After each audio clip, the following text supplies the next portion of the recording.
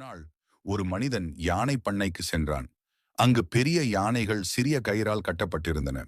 யானைகள் மிக பெரிதும் வலுவானவையும் எளிதாக தப்பிக்கக்கூடியவையும் தானே. ஆனால் அவை அங்கேயே அமைதியாக நின்று கொண்டிருந்தன. ஆச்சரியமடைந்த மனிதன் பயிற்சியாளரிடம் கேட்டான், இந்த பெரிய யானைகள் ஏன் இந்த சிறிய கயிறை உடைத்து கொண்டு ஓடுவதில்லை? பயிற்சியாளர் சிரித்துக் கொண்டு கூறினார், இவை சிறியதாயிருக்கும் போது இதே கயிறால் கட்டப்பட்டிருந்தன. அப்போது அவை மீள முயன்றன. ஆனால் முடியவில்லை. பல முறை தோல்வியடைந்ததால் மீண்டும் முயற்சி செய்யவே இல்லை. இப்போது பெரியவையாக வளர்ந்தாலும் அந்த பழைய நம்பிக்கையால் அவை தப்பிக்க முடியாது என்று நினைக்கின்றன. அதை கேட்ட மனிதன் யானைகளை பார்த்து ஆச்சரியமடைந்தான்.